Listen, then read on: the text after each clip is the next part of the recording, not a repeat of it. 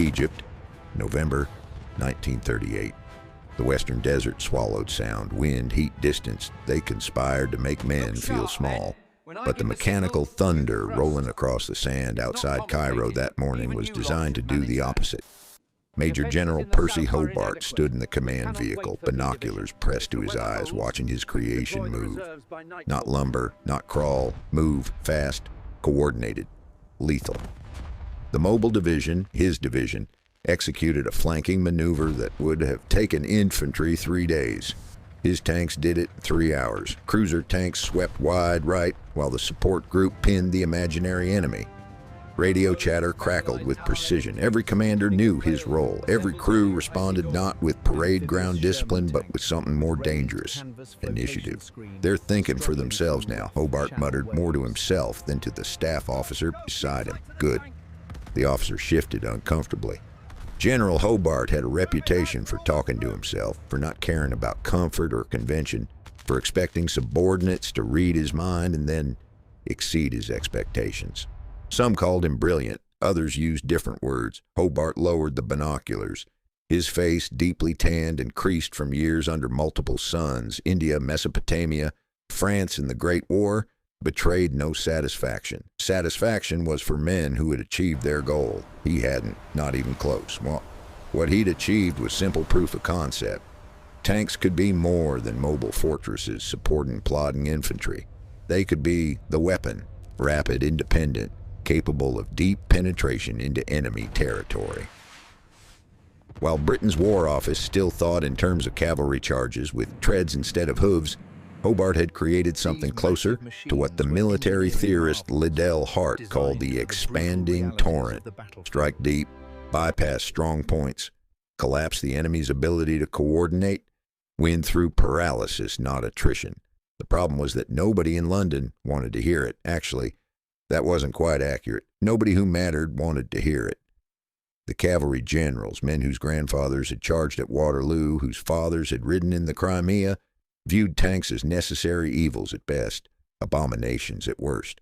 Hobart's insistence that the future of warfare lay in speed and mechanization sounded to them like a shopkeeper's son claiming he should inherit the estate, which, metaphorically, wasn't far from the truth. Egypt, March 1939. Lieutenant General Henry Maitland Wilson, Jumbo to friends, a nickname that fit his considerable girth, arrived for the inspection with all the enthusiasm of a man visiting a dentist. Hobart had prepared meticulously. The demonstration would showcase everything the mobile division had learned over 6 months of intensive training: night operations, radio coordination, combined arms integration, the rapid response to simulated enemy breakthroughs. It went perfectly. Wilson watched with the expression of a man calculating how soon he could leave. After the demonstration in the sparse headquarters tent, Wilson delivered his assessment. Impressive technical execution, Hobart. Your men are well drilled. They're trained to think, not to drill, Hobart corrected. In real combat, yes, well. Wilson's interruption was practiced, gentle, final. There are concerns beyond the tactical level. Hobart felt the familiar tightness in his chest. Not anger. He'd learned to control that, mostly.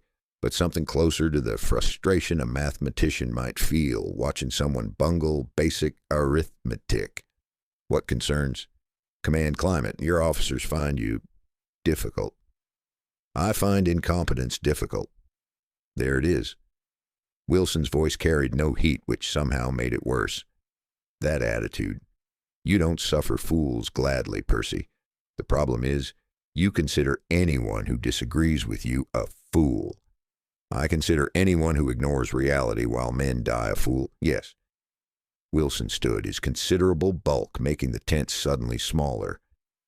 General Wavell shares my concerns. You've built something remarkable here, no question.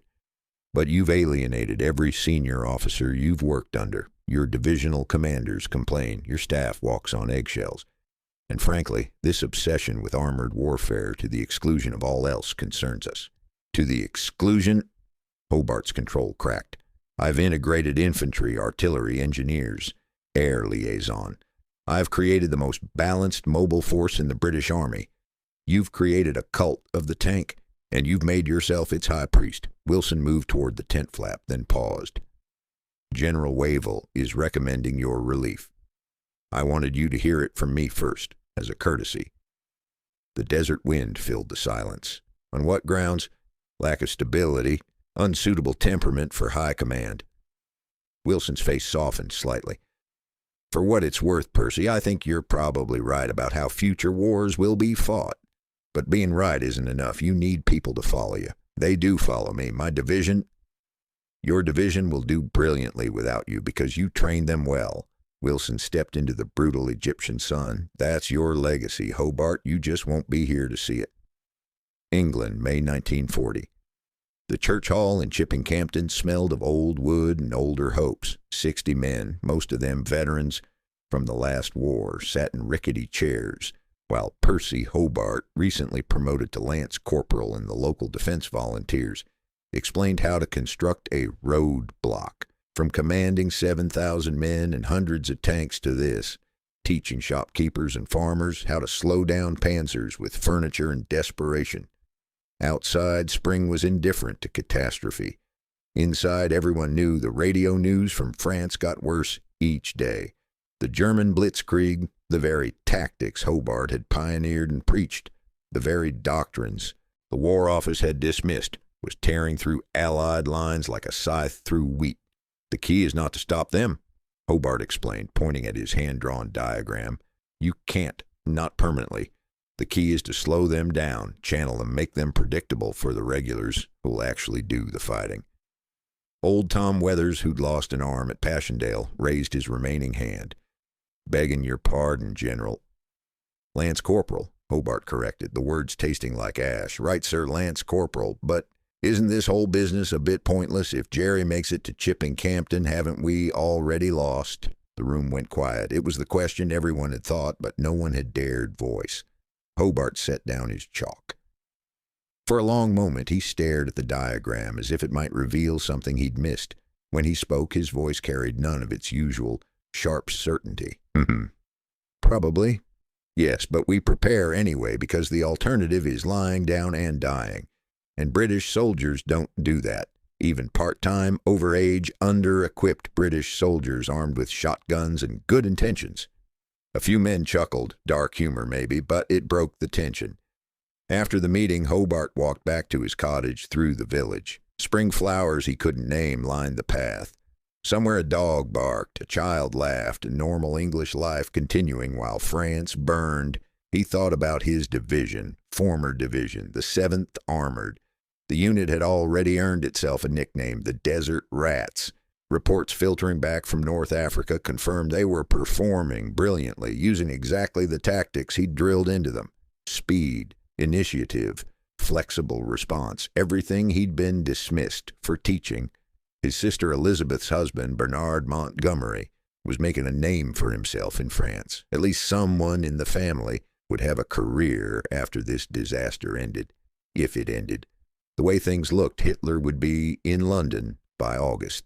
Hobart unlocked his cottage door, made himself tea, a ritual that felt increasingly absurd given the circumstances, and sat down with a book on church architecture. It was his other passion, the one nobody in the Army knew about.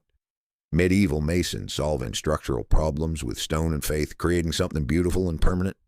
The military had its own architecture, doctrine, tradition, hierarchy. Beautiful to those who loved it, permanent to those who couldn't imagine change, and absolutely useless against panzers moving 40 miles a day. England, June 1940. The newspaper arrived late, having been delayed by air raid precautions. Hobart almost didn't read it. News from France had become a litany of disaster. Dunkirk, the evacuation, the surrender. What was the point? But the headline caught his eye. "We have wasted brains." The article, written by military theorist Basil Liddell Hart, was a broadside against the British military establishment. Hart named names. He excoriated the cavalry generals who'd rejected mechanization. He pointed out the bitter irony that German success came from implementing British tactical theory, while Britain itself clung to tradition. And then, in the third paragraph, Hart mentioned Percy Hobart specifically. Perhaps no single case better illustrates the waste of military talent than that of Major General Percy Hobart, the man who created the 7th Armored Division, now performing magnificently in North Africa using the very tactics for which Hobart was dismissed and humiliated. While his division fights Germans with modern doctrine, Hobart himself defends Cotswold villages with improvised roadblocks. The irony would be amusing if it weren't so damning. Hobart read the paragraph 3 times. Then he carefully folded the newspaper and set it aside. Someone was paying attention. Someone understood. It wouldn't change anything, of course. The War Office had made its decision. Men like General Wavell didn't reverse course based on newspaper articles, no matter how well argued. But for the first time since his dismissal, Percy Hobart felt something other than resignation. He felt a flicker of vindication. London, June 1940. Winston Churchill read Liddell Hart's article while eating breakfast at Admiralty House. He'd become Prime Minister barely a month earlier, inheriting a catastrophe and a system designed to resist exactly the kind of dramatic action catastrophes demanded. But if there was one thing Churchill loved, it was dramatic action. He summoned General Sir Frederick Pyle, a competent officer who'd proven willing to listen to unconventional ideas. "This man Hobart," Churchill said, tapping the newspaper, "Hart says we've wasted him. With respect, Prime Minister, General Hobart is a difficult personality. He's alienated. I don't care if he's alienated everyone from the Archbishop of Canterbury to the Royal Corgis." Churchill's voice could cut steel when he wanted it to. Can he fight? Can he lead? Can he train men to fight and lead? Pyle considered. Yes, on all counts. His 7th Armored is arguably the best division we have. Then why in God's name is he organizing farmers in Gloucestershire? Churchill didn't wait for an answer. "Find him, bring him to me. We're going to need every fighting brain we have, difficult personality or not. Sir John Dill will object, as will the War Office. Dill can object all he likes, preferably in writing, so I have something to line the birdcage with." Churchill returned to his breakfast. "Do it today, Frederick. We're losing this war one cautious decision at a time. Time to try something reckless." Chipping Campden, June 1940. The staff car looked absurdly out of place on the village lane. Hobart, returning from an afternoon teaching his volunteers how to identify German tank types, something he could do with grim expertise, watched it approach with the resignation of a man expecting final bad news. General Pyle stepped out, somehow managing to look crisp despite the drive. "Percy, walk with me." They walked toward the village green. Pyle wasted no time. "Churchill wants to see you tomorrow at Chequers." Hobart stopped walking. Why? Because he read Liddell Hart's article. Because France fell using tactics you pioneered. Because we're desperately short of men who know how to fight modern war. Pyle met his eyes. Because he's Winston Bloody Churchill, and when he wants something, arguing is pointless. The War Office will be informed, not consulted. Hobart felt something he hadn't felt in over a year. Possibility. Dangerous possibility. What does he want? "I expect he'll ask you how to win this war. I suggest you have an answer ready." That night, Hobart didn't sleep. He sat at his small desk, sketching diagrams, making notes, imagining conversations. By dawn, he had filled 20 pages with ideas, calculations, organizational charts, and one number circled 3 times, 10,000. 10,000 tanks. It was an absurd number. Britain probably didn't have 10,000 tanks in the entire country. Building that many would require industrial conversion on a scale not seen since the last war. But if you wanted to beat an enemy using mechanized warfare, you needed to match their capability, then exceed it. Dawn light filled the cottage. Hobart made his tea, shaved carefully, put on his best uniform. His Major General's uniform, not the LDV armband. Today, he would either be dismissed as a crank or given a chance to change history. Either way, he would tell Churchill the truth. This war would be won or lost with tanks. And right now, Britain was losing. Chequers, Buckinghamshire, October 1940. The Gothic mansion rose from the Chiltern Hills like something from another century, which it was. Chequers had been the Prime Minister's country retreat since 21, a place where England's leader could escape London's chaos and think. Today, it would host a conversation about the future of armored warfare, or possibly just an old man's whim. Percy Hobart wasn't sure which. The staff car crunched up the gravel drive. Hobart had spent the journey rehearsing arguments, discarding them, reformulating them. Churchill was famous for brilliant intuition and brutal dismissal of anything that smelled like bureaucratic caution. How did you pitch radical ideas to a man who already thought radically? By being more radical. A secretary met him at the entrance. Young, efficient, utterly unimpressed by his rank. The Prime Minister is expecting you in the library. He's reviewing dispatches, but asked that you interrupt him. The library smelled of leather, tobacco, and old paper. Churchill sat in a high-backed chair, papers scattered across his lap and the adjacent table. He looked up as Hobart entered, and his face split into something between a smile and a challenge. Hobart, the man who's too difficult to work with. Churchill gestured to a chair. Sit. I'm reliably informed. You're abrasive, undiplomatic, obsessed with tanks to the exclusion of all sense, and generally impossible. True? Hobart sat. Substantially, yes, sir. Excellent. I can't stand people who apologize for having opinions.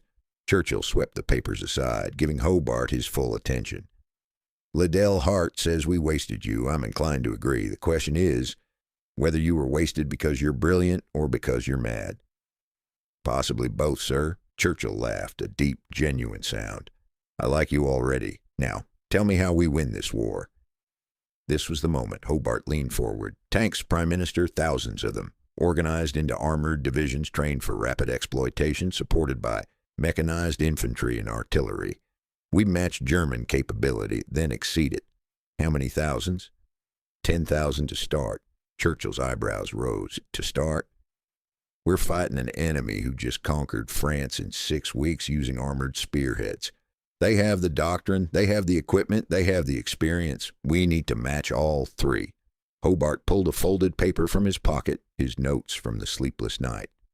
But more than that, we need to rebuild British armor from the ground up. New divisions, new training, new doctrine. And we need commanders who understand that tanks aren't cavalry with engines. You, for instance. If you want someone who'll ruffle feathers and get results, yes, sir. If you want someone the War Office will love, I'm not your man. Churchill stood, moved to the window. Outside, the English countryside rolled away in peaceful October colors. Somewhere beyond that horizon, German bombers were loading for another night raid on London. Field Marshal Dill doesn't want you back, neither does Wavell. They say you're too abrasive. I am abrasive, sir. I'm abrasive because men are dying while staff officers play politics. Churchill turned back. Here's what troubles me, Hobart. You were right about armored warfare. Demonstrably, painfully, right. The Germans are using your playbook. Your old division is fighting brilliantly in North Africa with your methods, and yet every superior officer you've served under has wanted you gone.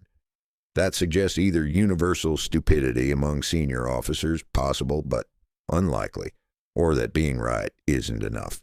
You need to bring people with you. Hobart felt the interview slipping away. Sir, with respect, no. Churchill's voice could command rooms. Listen to me, I'm giving you another chance, not because you deserve it, you probably don't, but because Britain needs every fighting brain we have. I'm putting you in command of the 11th Armored Division. You'll raise it, train it, make it ready for war. Hope and caution warred in Hobart's chest. And if I alienate my officers again, then you'll have proven Wavell and Dill correct, and I'll have wasted political capital rescuing you. Churchill returned to his chair. But here's what I think. I think you're brilliant. I think you're probably insufferable. I think Cromwell, Wolfe, and Clive were also insufferable, and we needed them anyway. He fixed Hobart with a stare that had faced down Hitler. Don't make me regret this. I won't, sir. Good. Now tell me about these 10,000 tanks. Where do we build them? How do we crew them? What do we do with officers who still think cavalry charges are the pinnacle of military art? They talked until twilight turned the windows dark. Churchill ordered dinner brought to the library, barely touched his own plate, and asked questions that revealed both genuine curiosity and strategic understanding. By the time Hobart left Checkers that night, he had the beginning of a plan and something more precious: permission to pursue it. The staff car drove back toward London through blackout darkness. Hobart stared out at nothing and everything, his mind already racing ahead to training schedules, equipment requisitions, officers' selections. He was 65 years old. Most men his age thought about retirement. Percy Hobart thought about revenge. Not personal revenge, that was petty. Professional revenge, the kind where you prove doubters wrong by winning. Southeastern England, May 1942. The 11th Armored Division had become what Hobart promised: sharp, fast, deadly. 18 months of brutal training had transformed raw units into a mechanized spear point. They practiced night operations, radio discipline, combined arms coordination, everything Hobart had perfected in Egypt, now refined further. But Britain's strategic situation remained precarious. Russia was bleeding against the Wehrmacht. America had entered the war, but needed time to mobilize. The only way to relieve pressure on the Soviets was to threaten Hitler in the West, which meant, eventually, invasion. France, Holland, somewhere along Hitler's fortress Europe. And that meant specialized equipment. Hobart stood on a hillside watching his division execute a river crossing exercise. Tanks and infantry worked together smoothly, engineers throwing bridges while covering fire suppressed imaginary enemies. It was good, professional, but it wouldn't be enough for an opposed landing. Lieutenant Colonel Cuthbert Lloyd, his chief of staff, approached with the careful gait of someone bringing bad news. "Sir, orders from the War Office. The 11th is being deployed to Tunisia." Hobart turned slowly. "When?" "September. They want us in North Africa to reinforce Montgomery." "And my assignment?" Lloyd's pause spoke volumes. "Remaining here, sir, on medical grounds." There it was, the old excuse dressed up in new clothes, medical grounds. At 67, with known health issues, Hobart made an easy target for officers who remembered his earlier controversies. "Dill's work?" Hobart's voice was flat. "Field Marshal Brooke, actually, but—" Lloyd trailed off. "But Dill supports it, of course." Hobart looked back at his division, maneuvering in the valley below. He'd built this from nothing, trained every officer, approved every doctrine, and now they'd take it away again, wrapped in concern for his health. "Sir, for what it's worth, the division is ready because of you. Everyone knows that." Knowing it and admitting it are different things, Cuthbert. Hobart managed a thin smile.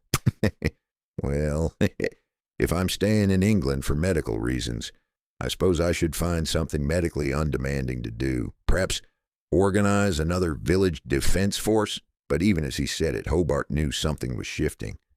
The Dieppe raid in August had been a catastrophe. Nearly 4,000 casualties, most of them Canadian, proving that conventional forces couldn't crack modern coastal defenses. The lessons were brutal and clear.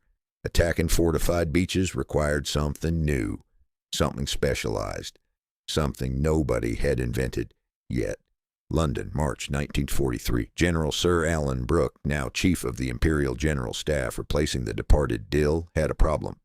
Actually, he had several problems, but this particular problem combined urgency with opportunity in ways that made him uncomfortable.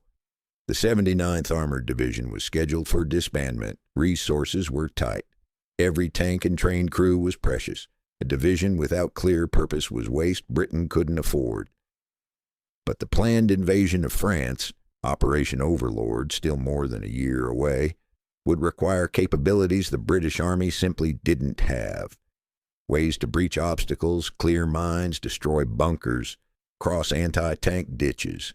Do all of this under fire, on a beach, with the outcome of the war depending on success. Brooks stared at the organizational chart for the 79th Armored, then at his notes from recent meetings about Overlord's requirements, then at a name he'd written months ago and kept circling back to.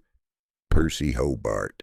Difficult, abrasive, brilliant, vindicated by events but not by temperament. Currently commanding nothing, sidelined on medical pretexts that fooled nobody. Brooke picked up his telephone. "Get me Hobart. Major General Percy Hobart. I don't care where he is. Find him and have him report to my office tomorrow at 900. War Office, London, March 1943. Hobart expected a staff assignment, something safe, ceremonial. The kind of job they gave generals they couldn't quite fire but didn't trust with real commands. What he got was Brooks' office, a cup of terrible tea, and a challenge. The 79th Armored is about to be dissolved, Brooke began without preamble. Unless you can give me a reason not to. Hobart sipped the tea, bought time. What kind of reason? The useful kind. We're planning to invade France, probably Normandy, possibly Pas-de-Calais, definitely somewhere with beaches and obstacles and very determined Germans. Brooke pushed a folder across his desk. Dieppe taught us that conventional armor fails against prepared defenses. We need something else. Hobart opened the folder.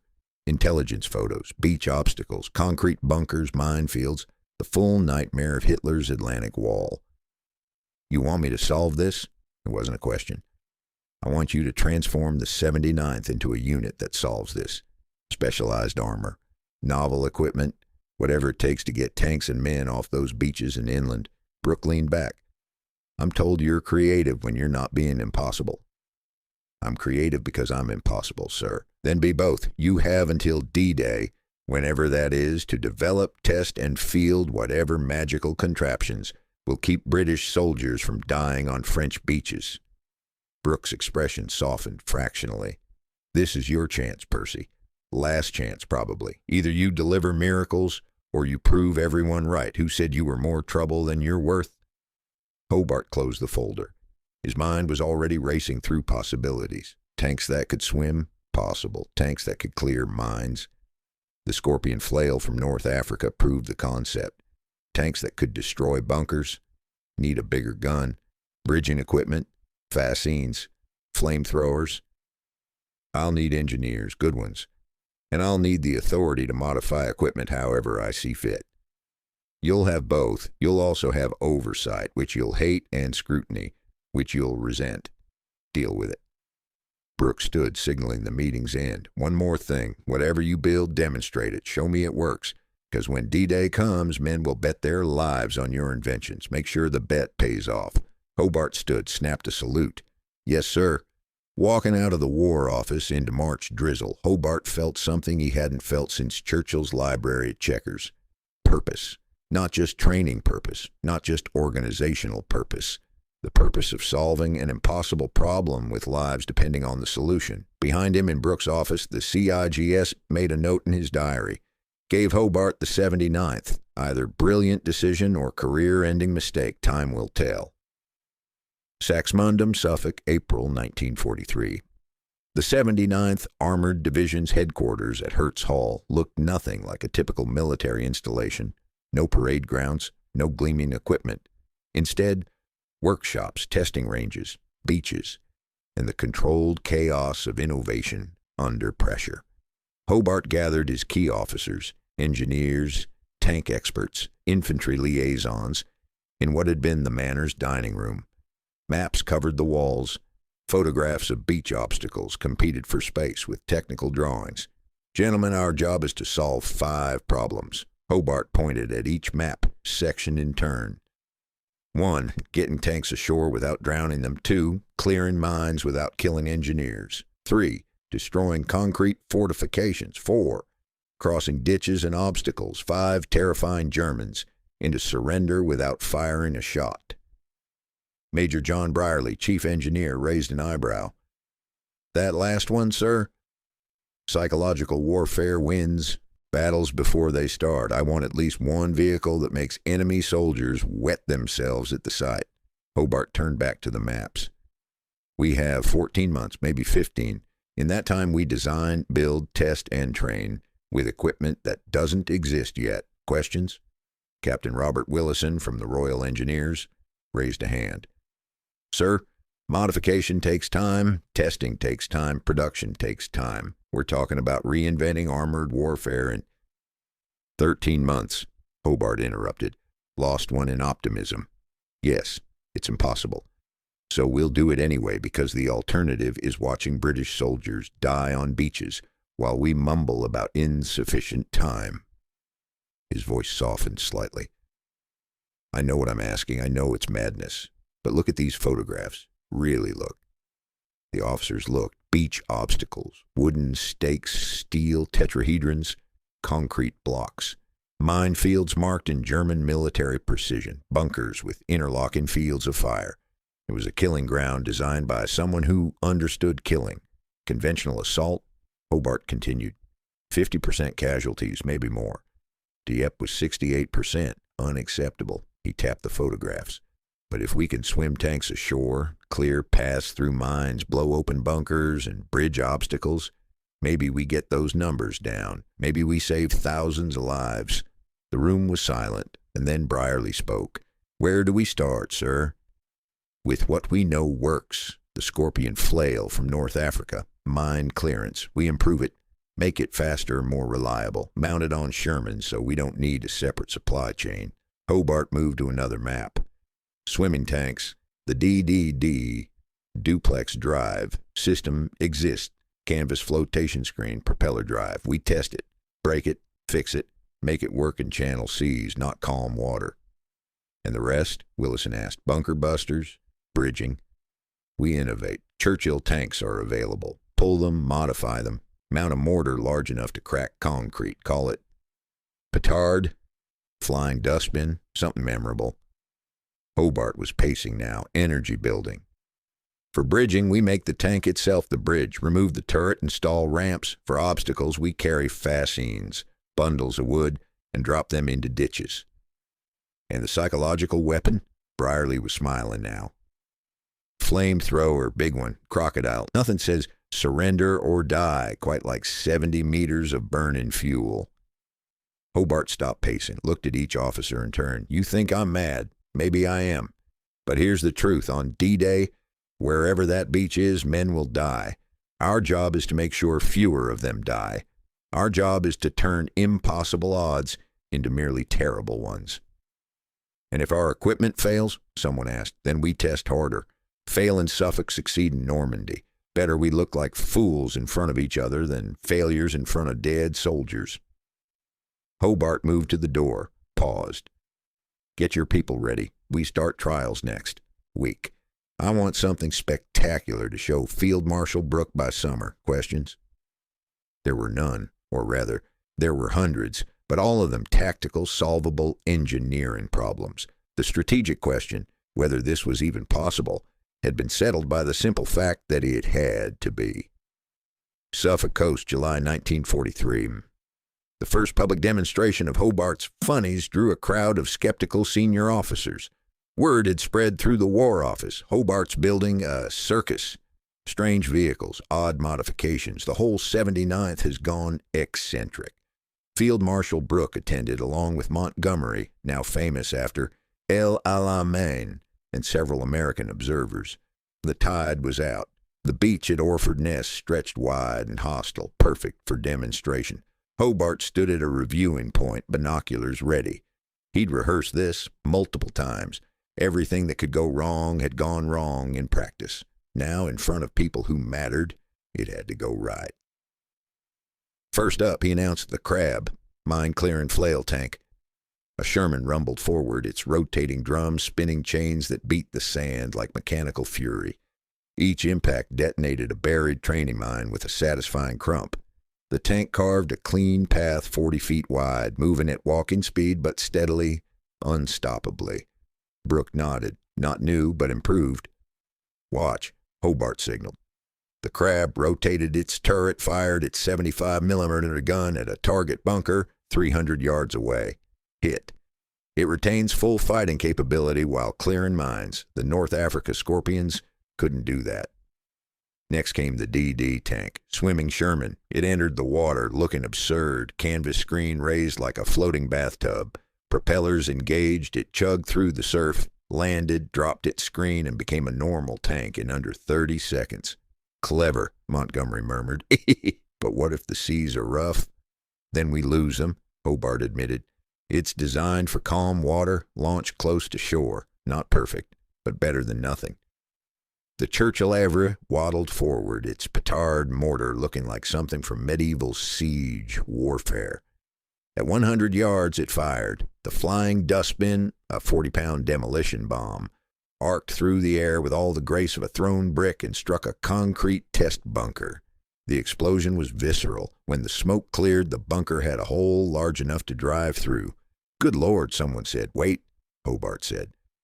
The same AVRA deployed a fascine, a massive bundle of brushwood carried on its front. It dropped the fascine into a test ditch, then drove over it. Behind, infantry and support vehicles crossed the newly bridged obstacle without slowing. Finally, the crocodile. The Churchill tank advanced, towing its armored fuel trailer. At 70 meters, it fired. A jet of burning fuel screamed across the beach, igniting a target trench in hellish orange. The flame reached 80 meters before cutting off. The reviewing stand was silent. Then Brooks spoke.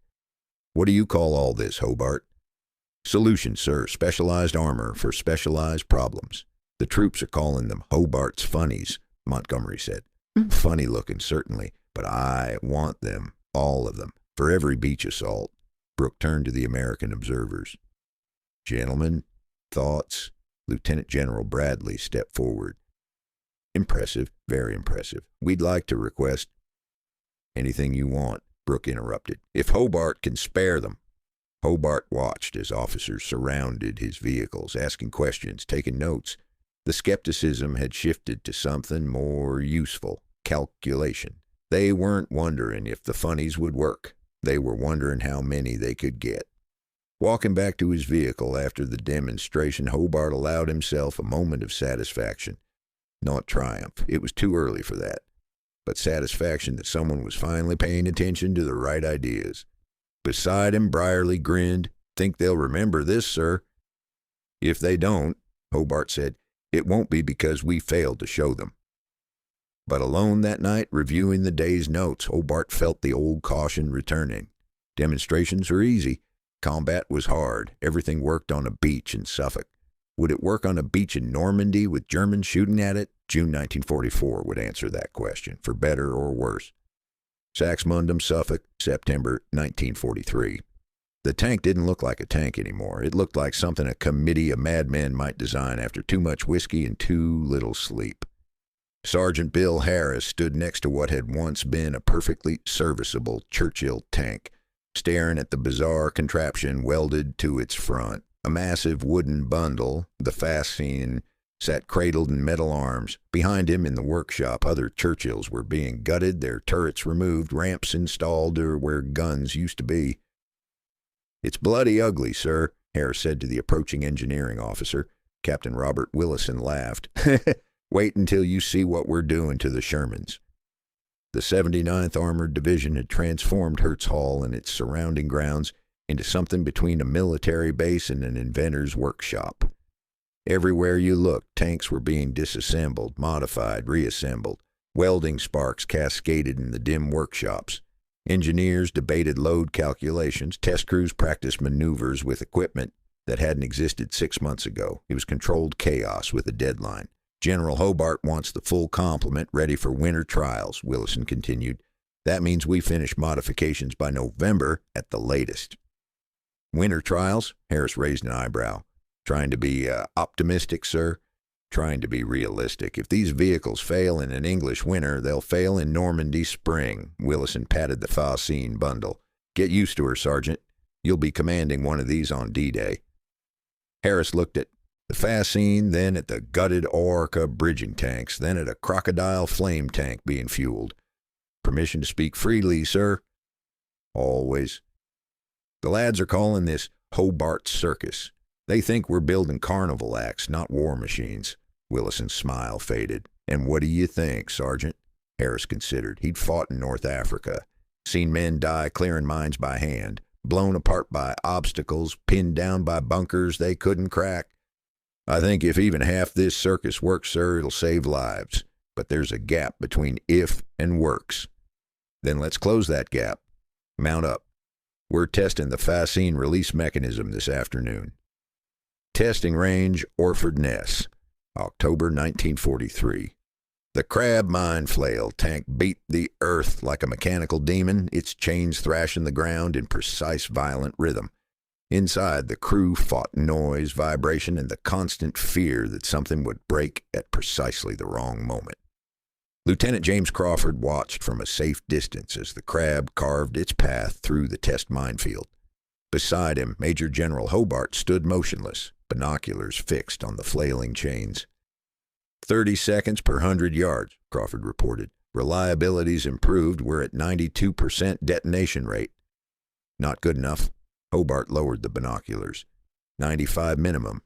8% of mines surviving means 8% chance of killing the infantry following behind. Sir, that's better than anything else available. Better than alternatives doesn't mean good enough. Hobart's voice carried no anger, just flat certainty. Run it again. Different mine pattern. If it fails, we learn why. If it succeeds, we learn how to make it succeed every time. Crawford saluted and moved off. Hobart remained, watching as the crab completed its run, turned, prepared for another pass. Around him, the Orford Nest testing ground sprawled across reclaimed marshland, miles of beach dunes, obstacles, and controlled danger. This place had become his laboratory, his proving ground, his last chance to be right. Major John Brearley approached, mud-spattered from the morning's bridging trials. Sir, we've got a problem with the arcs. Of course we do. What kind? The ramps are too steep. Tanks can climb them, but wheeled vehicles struggle, and if we make them less steep, they're too long. Won't fit the tank chassis. Hobart walked toward the bridging test area, mind already calculating angles, weights, stress loads. This was the part he loved, problems with engineering solutions, not politics, not personality conflicts, just physics and determination. The ARC, armored ramp carrier, sat in a test ditch, its ramps deployed like a drawbridge. A Churchill tank had crossed successfully, but a supply lorry sat at the ramp's base, engine whining, wheels spinning. Steeper approach, wider ramps, or accept that some vehicles can't use it, Brierley asked. None of the above. We redesigned the ramp. Hinge, hydraulic assist for deployment, adjustable angle. Hobart sketched in his ever-present notebook. Adds complexity, but solves the problem. How long to prototype? 3 weeks. You have 2. Next. They moved through the testing grounds like a doctor's on rounds, diagnosing failures, prescribing solutions. The DD tank needed better waterproofing. Done. The AVRE, petard mortar, scattered fragments, dangerously close to friendly infantry. Redesign the shell casing. The Crocodile's fuel trailer coupling failed under stress. Strengthen it. Add redundancy. Problem. Solution. Test. Repeat. By late afternoon, Hobart stood alone on a dune overlooking the beach. Tide was coming in, washing away the day's track patterns.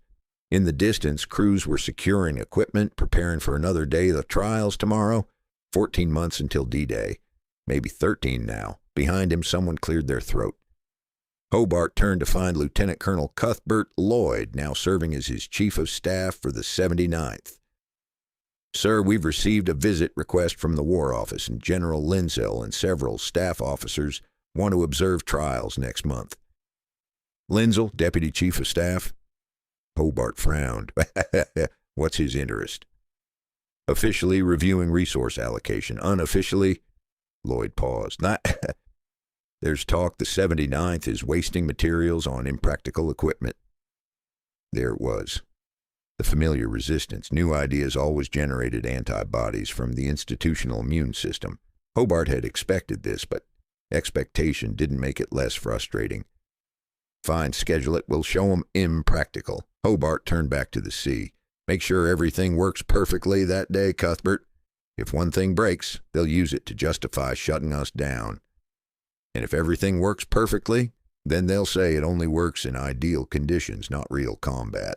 Hobart's voice carried a tired cynicism. But we do it anyway, because somewhere between skeptical staff officers and D-Day beaches, there's reality. And reality doesn't care about War Office politics. Hertz Hall, Sismundum, November 1943. The officers' mess at Hertz Hall had become a hybrid space. Part dining room, part briefing room, part engineering workshop. Tonight it hosted what was unofficially called the Funnies Council, senior officers from the 79th gathering to review progress and solve problems. Hobart sat at the head table, surrounded by reports, technical drawings, and half-eaten dinner. Around the room, his key people argued, calculated, occasionally laughed. The Americans want more DD tanks, announced Major Peter Burling, liaison to U.S. forces. Specifically, they're requesting 300 Shermans converted for both Utah and Omaha beaches. Do they want any other funnies? Brierly asked. Crabs, AVREs? Bradley's interested, but he's concerned about logistics. Different equipment means different spare parts, different training. They're stretched thin as it is. Hobart listened, saying nothing. The American reluctance was understandable from a supply perspective, but frustrating from a tactical one. The Funnies worked as a system, each vehicle solving specific problems. Take only the DD tanks and you got partial capability, but arguing wouldn't change minds. Results would. Tell Bradley we'll demonstrate the full suite again in January, Hobart said. Controlled conditions. He can bring his staff, see everything work together. Then he decides what he needs. And if he still only wants DDs, then we give him DDs and hope Omaha's defenses aren't as bad as intelligence suggests. Hobart stood, moved to a wall map showing Normandy's coastline. What's our current production status? Captain Willison consulted his notes. Crabs. 52 completed, 38 in production. AVREs. 71 completed, awaiting petard mortar delivery for another 40. Crocodiles. 36 completed, 20 in production. Arcs. 18 completed. DD tanks. 147 completed. Production ongoing. Not enough. Hobart traced the coastline. Overlord planners are estimating 5-division assault. British, Canadian, American. We need coverage for at least 3 beaches, probably more. Double these numbers by March. Sir, production capacity? Find it. Beg, borrow, or steal factory space. This is priority 1. Hobart turned back to his officers. Every funny we don't build is British soldiers dying with their boots in French sand. Remember that when you're negotiating with factory managers. The room went quiet. Hobart's bluntness could still shock, even among officers who'd worked with him for months. Lloyd broke the silence. General Linzel's inspection is scheduled for December 15th. We'll have 2 weeks to prepare demonstrations. What's he expecting to see? Someone asked. Failure, probably, Hobart said. He's heard the rumors. Hobart's building circus acts. Hobart's wasting resources. Hobart's too old and too difficult and too obsessed with his mechanical toys. He smiled thinly. Let's show him exactly how wrong he is. Orford Ness, December 15th, 1943. General Linzel arrived with an entourage, 3 staff officers, 2 logistics specialists, and the kind of skepticism that came from decades of watching promising ideas fail under real-world pressure. Hobart met them at the reviewing stand, exchanged crisp salutes, and wasted no time on pleasantries. Gentlemen, what you're about to see are solutions to specific tactical problems identified by Dieppe and current intelligence about Atlantic Wall defenses. Each vehicle addresses an obstacle that would otherwise require engineers working under fire. Slow, dangerous, costly in lives. He gestured to the beach. First demonstration integrated assault sequence. What followed was choreographed violence. A DD Sherman entered the surf 200 yards offshore, wallowed through the waves like a pregnant hippopotamus, reached the beach, dropped its flotation screen, and immediately engaged a target bunker with its 75mm gun. Behind it, 3 crab flail tanks advanced in line, their chains beating the sand in synchronized rhythm. Training mines detonated in sequence, crump, crump, crump, leaving clear lanes. Through those lanes came AVREs, their petard mortars lobbing flying dustbins at concrete obstacles. Each impact cracked bunkers, created breaches, turned fortifications into rubble. An arc rolled forward, positioned itself in a test ditch, deployed its ramps. Within seconds, infantry carriers and supply vehicles were crossing. Finally, the Crocodile. It advanced to engagement range and unleashed hell, a jet of burning fuel that turned a target trench into an inferno visible from half a mile away. Start to finish, 11 minutes, 1 kilometer of beach cleared, obstacles breached, path inland established. Linzel watched with an expression somewhere between impressed and troubled. When the demonstration ended, he descended from the reviewing stand to inspect the equipment directly. Hobart followed, and answering questions. Yes, the DD tanks were vulnerable in rough seas. Yes, the crabs required constant maintenance. Yes, the AVREs had limited ammunition. Every vehicle had weaknesses. But every vehicle also solved a problem that otherwise couldn't be solved. After 90 minutes of inspection, Lindsell pulled Hobart aside. "Impressive, General, genuinely, but I have concerns." "Sir?" "Production capacity, training time, spare parts, logistics." Lindsell gestured at the array of vehicles. "You've created a menagerie of specialized equipment. Each type needs different training, different maintenance, different supply chains. That's organizational complexity the invasion can barely afford. The alternative is organizational simplicity with much higher casualties, sir." "Perhaps. Or perhaps these work in ideal conditions. Calm seas, clear weather, minimal opposition, and fail catastrophically in real combat." Lindsell's voice wasn't hostile, just cautious. "Dieppe failed partly because of inadequate equipment, yes, but also because of poor planning, bad intelligence, insufficient fire support. Equipment alone doesn't win battles." "No, sir, but equipment determines whether battles are possible to win at all." Hobart met his eyes. "With respect, I've commanded armor in combat. I've seen men die because they lacked the tools to solve problems. These Funnies are those tools." Lindsell considered. Around them, crews were securing equipment, preparing for the next demonstration. Finally, he nodded. "Continue your work, General. You'll have the resources you need. But understand, on D-Day, if these vehicles fail, it's not just your reputation at stake. It's thousands of lives." "I understand that better than anyone, sir." After Lindsell departed, Lloyd approached. "Think that satisfied him?" "Satisfied? No. Convinced him we're not building carnival acts? Maybe." Hobart watched the staff cars drive away. "He's right to be cautious. These are untested in real combat. Everything could fail." "You don't really believe that, sir." "I believe Murphy's Law applies to military equipment with special enthusiasm." Hobart turned back toward the workshops, "which is why we test everything until it can't fail, and then test it more." Hertz Hall, January 1944. Winter had turned the Suffolk countryside into something from a bleak painting. Gray skies, bare trees, mud that defied all attempts at solidification. But inside the workshops, work continued at frantic pace. Hobart made his rounds daily, watching crews train, observing modifications, solving problems. The 79th had grown into something unprecedented. Nearly 2,000 vehicles, 7,000 men, all organized around the principle that specialized problems required specialized solutions. But growth brought challenges. "Sir, we have a discipline issue." Sergeant Major Thomas Briggs stood at attention in Hobart's office, his face carefully neutral. "Some crews are refusing training on certain vehicles, specifically the crocodiles." "Refusing on what grounds?" "They're uncomfortable with flamethrowers, sir. Think it's inhumane." Hobart set down his pen. "Sergeant Major, come here." He led Briggs to the window overlooking the training ground. "See those men out there running assault drills in freezing rain?" "Yes, sir." "On D-Day, they'll run those same drills under machine gun fire. German artillery will be dropping on them, mortars, mines. They'll see friends blown apart, burned, drowned." Hobart's voice was flat, factual.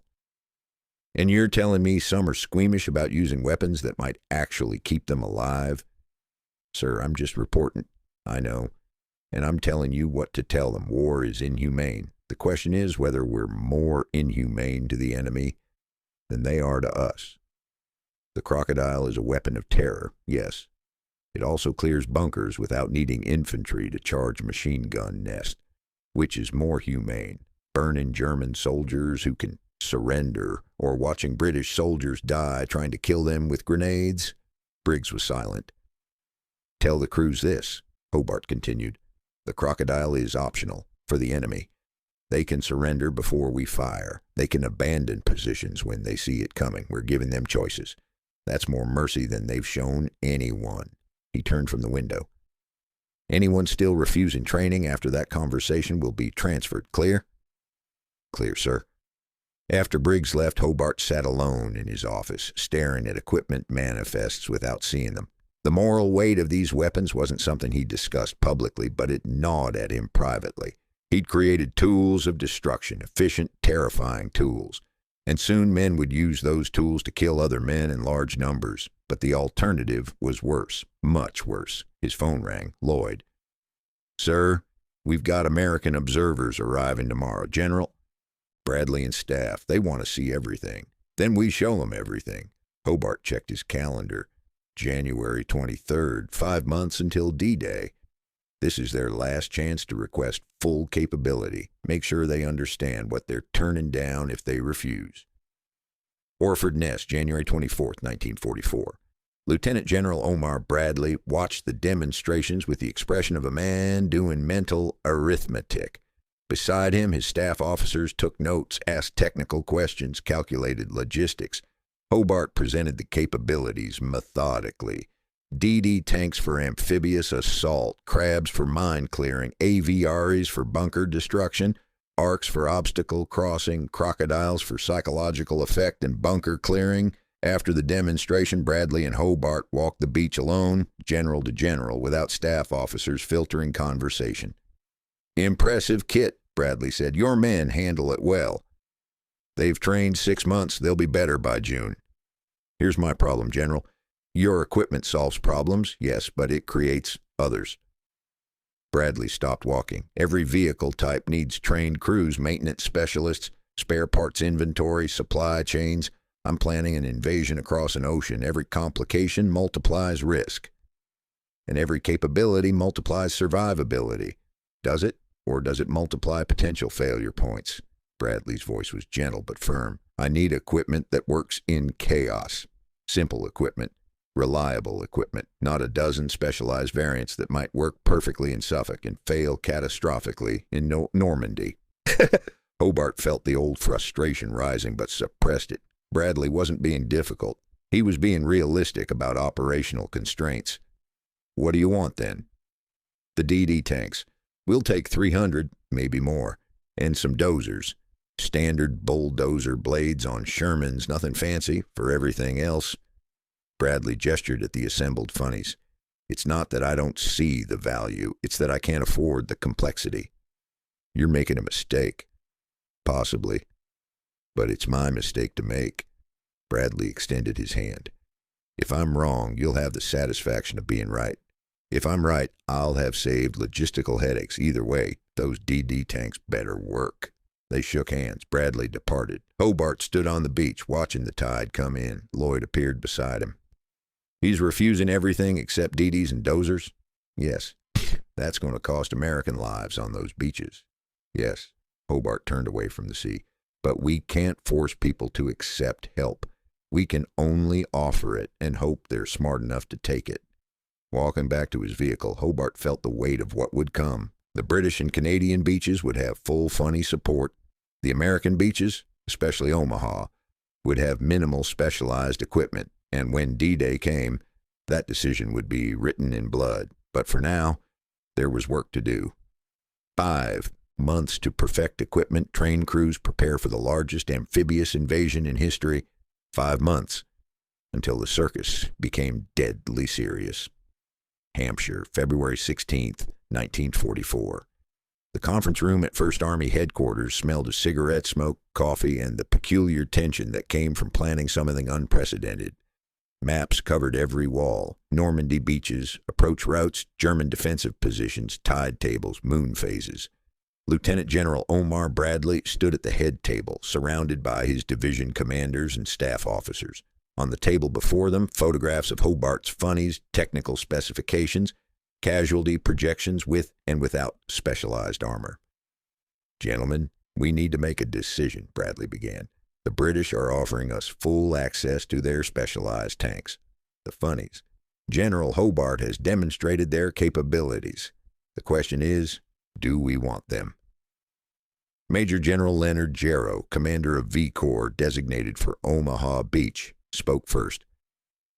Sir, I've reviewed the technical specs. Impressive equipment, but we're looking at 6 different vehicle types, each requiring specialized training, maintenance, and supply chains. We're already stretched thin preparing for the largest amphibious operation in history. Major Hoga, Bradley turned to his engineer commander. The crabs are tempting. Mine clearance without casualties. AVREs solve the bunker problem, but Hoga gestured at the logistics charts. We'd need to train crews on British equipment. Churchill tanks use different parts than Shermans, different ammunition, different maintenance procedures. And we'd need to ship spare parts across the Atlantic in convoys already overloaded.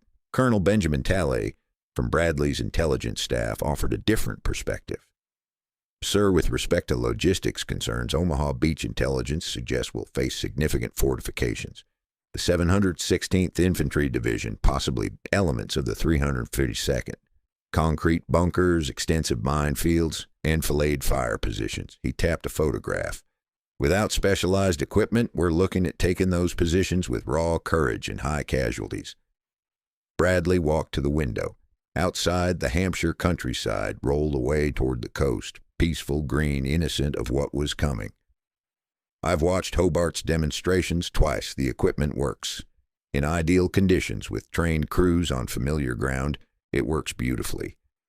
But, Jarrow prompted, but D-Day won't be ideal conditions. It'll be chaos. Rough seas, German artillery, smoke, confusion, units landing in wrong sectors. Bradley turned back. Every piece of complex equipment is another failure point, and these Funnies are very complex. The British seem confident, someone noted. The British also have 6 months more experience with specialized armor than we do, Bradley countered. They've been developing these vehicles since '43. They understand maintenance tactics limitations. We'd be adopting foreign equipment with minimal training time. That's risk. Major General Charles Corlett, Corps Commander for Utah Beach, leaned forward. What about a middle ground? Take some Funnies, not all. Bradley nodded slowly. That's where I'm leaning. The DD tanks, swimming Shermans, those we need. Absolutely. They let us launch armor from beyond German artillery range. We'll request 300, maybe more. And the others? Jarrow asked. The crabs would be useful for mine clearance. Request 25. The others, AVREs, crocodiles, arcs, they're excellent solutions to problems we might not face or might solve differently. Talley frowned. Sir, if we do face those problems, then we adapt. American combat engineers are trained to breach obstacles. Our armor can suppress bunkers with direct fire. We carry Bangalore torpedoes for wire obstacles. Are British methods better? Possibly. But they're British methods, requiring British logistics. Bradley returned to the table. Here's my decision. We request DD tanks and mine flails only. Everything else we handle conventionally. The room was silent. Finally, Jarrow spoke. Sir, I need to be direct. If Omaha's defenses are as strong as intelligence suggests and we go in with minimal specialized equipment, casualties will be high. Potentially, very high. I know. Bradley's voice was quiet. But if we go in with equipment we barely understand, operated by crews with insufficient training, casualties might be higher. Combat engineering's about managing risk, not eliminating it. Hobart won't like this, someone said. Hobart thinks armor solves everything. He's not wrong, but he's not entirely right either. Bradley made a note on his pad. Draft a formal request to the British War Office. 300 DD tanks, 25 Sherman Crabs, and 50 Sherman dozers with armored bulldozer blades. Everything else we decline with thanks. When do we tell Hobart? Hoga asked. I'll tell him myself. He deserves that courtesy. Bradley checked his watch. Meeting adjourned, gentlemen. We have 4 months to prepare. Let's make them count. Saxmundham, Suffolk, February 20th, 1944. Hobart read Bradley's letter twice, then set it on his desk with carefully controlled precision. Lieutenant Colonel Lloyd, standing across from him, waited for the explosion. It didn't come. 300 DDs, 25 Crabs, 50 dozers, Hobart said quietly. He's refusing the AVREs, the crocodiles, the ARCs, everything that actually solves hard problems. He cites logistics concerns, sir. Logistics? Hobart's voice dripped contempt. Men will die because supplying spare parts seems complicated. That's what logistics concerns mean in practice. Corpses on beaches because someone couldn't be bothered with supply chain complexity. To be fair, sir, the Americans are planning their own assault doctrine. Fair? Hobart stood abruptly. Fairness is for peacetime. This is war. And in war, you use every advantage available because the enemy certainly will. He paced to the window, staring out at ranks of funnies being prepared for shipment. "Do you know what will happen at Omaha Beach?" Lloyd didn't answer. "I'll tell you. Their DD tanks will launch too far offshore in rough seas. Most will sink. The survivors will land on a beach with intact bunkers because they have no AVREs to crack them. They'll face minefields because they requested only 25 crabs, enough to clear 3 lanes, maybe 4, not enough to support a division assault, and men will die clearing obstacles by hand that should have been cleared mechanically.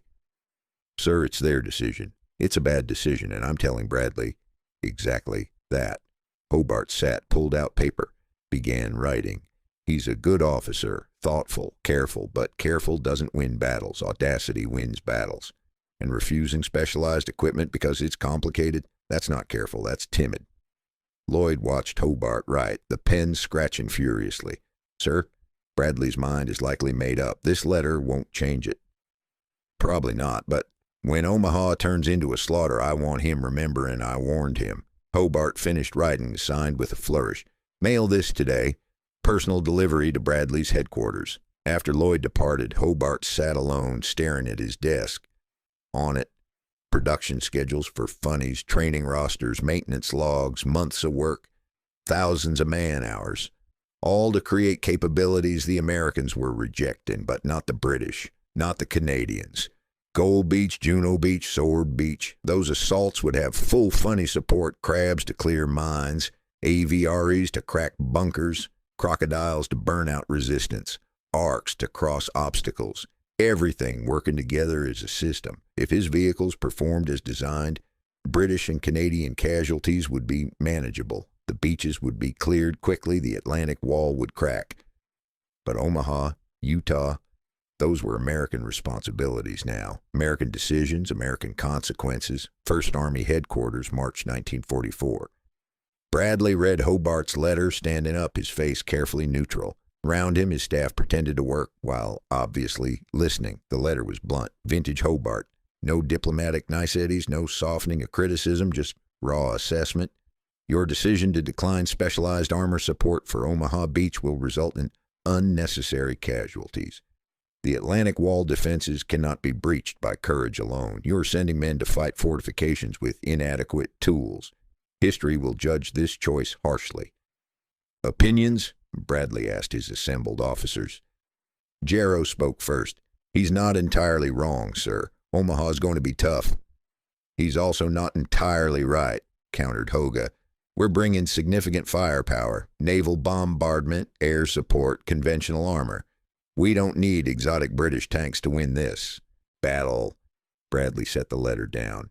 "Here's what troubles me. Hobart's brilliant. Everyone acknowledges that. His 7th Armored Division was exceptional. His 11th Armored Division was exceptional. And these Funnies are genuine innovations.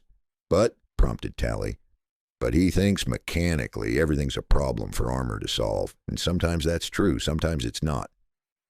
Bradley moved to the Omaha beach map. "Look at this terrain, bluffs, limited exits, narrow beach. Even if we landed every Funny in the British inventory, they'd bottleneck. We'd have traffic jams under artillery fire." "So the decision stands?" Jarrow asked. "The decision stands. We take the DDs and crabs because they solve problems we definitely have. Getting armor ashore, clearing initial minefields. Everything else we solve with combat engineers, naval gunfire, and infantry assault. It's not elegant. It won't be pretty. But it's our doctrine, using our equipment, operated by our men who understand it." Hobart's letter mentions expected casualties. "Every assault projection mentions expected casualties. We're invading Fortress Europe, not organizing a parade." Bradley folded the letter, drafted a response, thanked General Hobart for his concerns, assure him we've carefully considered all options, and confirm our equipment request remains unchanged. "He won't like that, sir." "Probably not, but he'll get over it, or he won't. Either way, we invade in 3 months with the equipment we've chosen."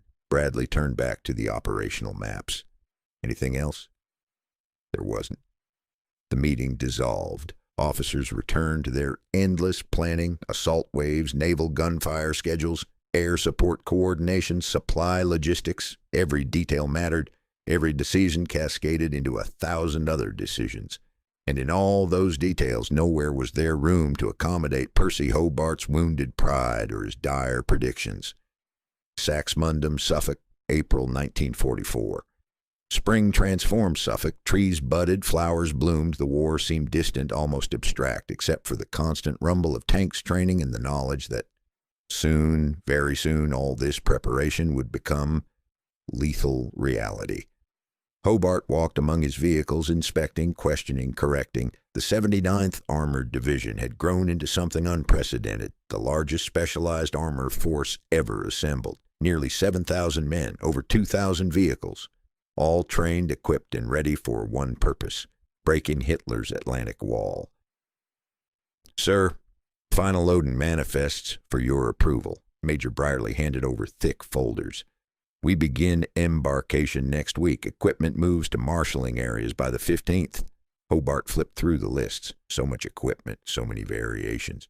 Crabs and aviaries and crocodiles and arcs and DD tanks, all carefully allocated to assault divisions.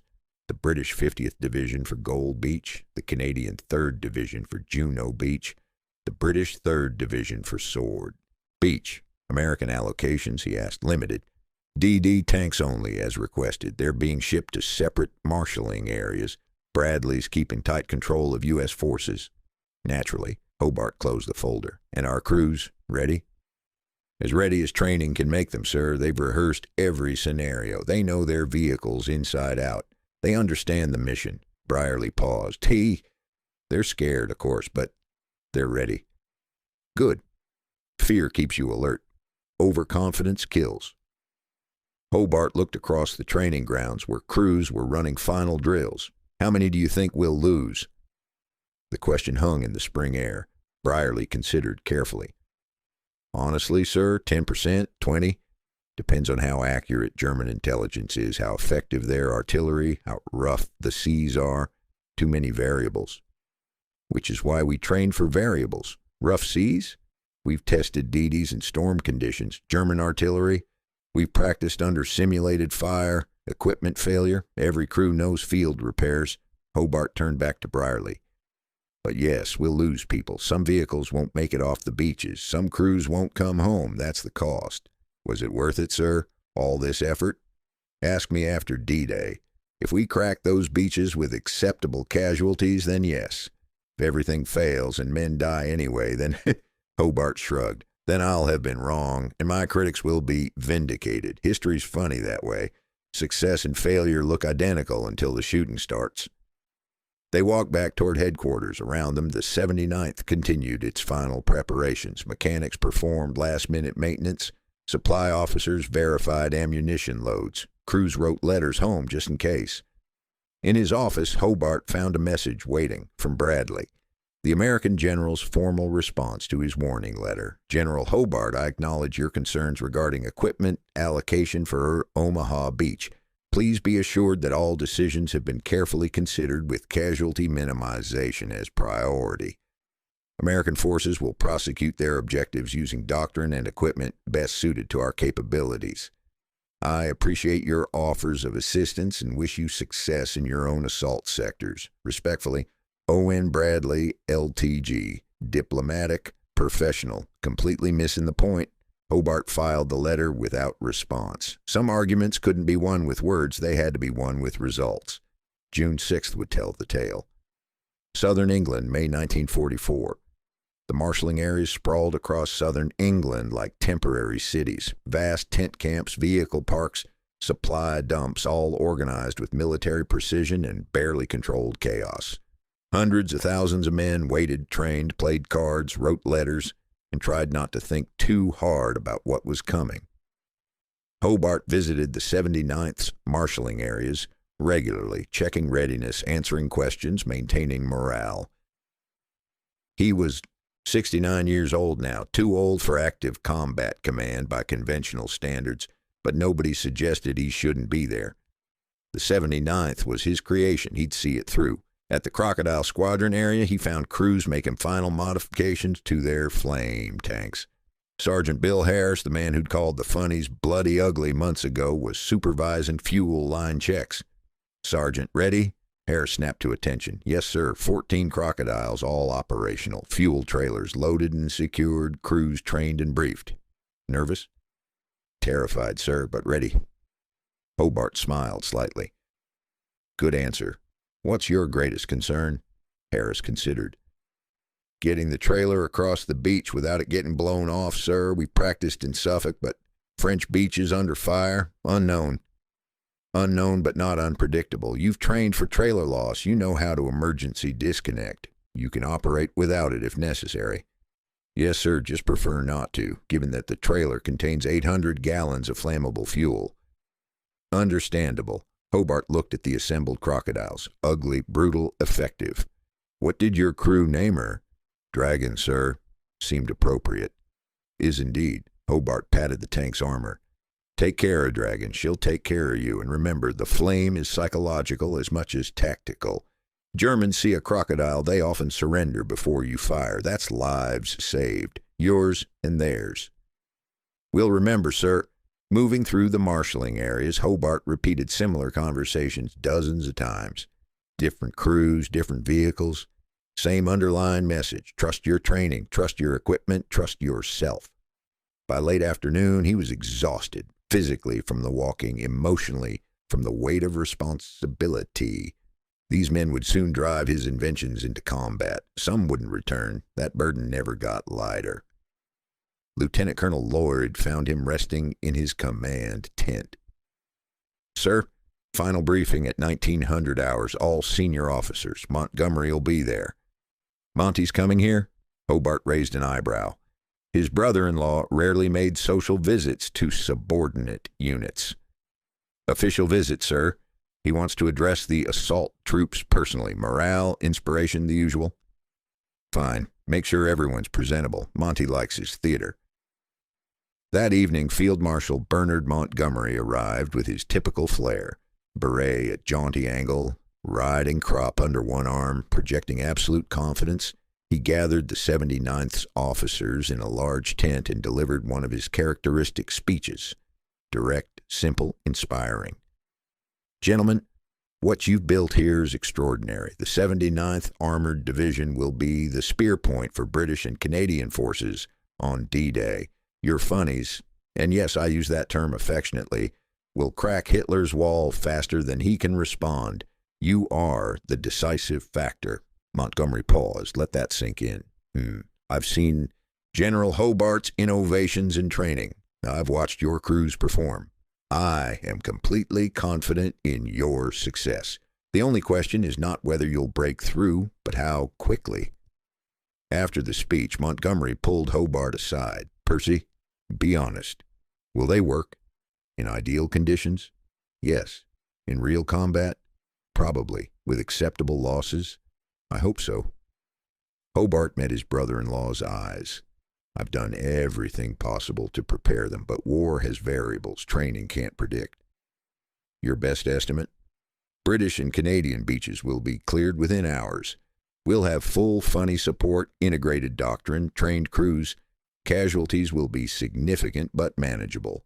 The Atlantic Wall will crack. Hobart paused. The American beaches? I'm less optimistic. Because Bradley refused your equipment? Because Bradley refused specialized solutions to specialized problems. He's gambling that courage and conventional tactics will suffice.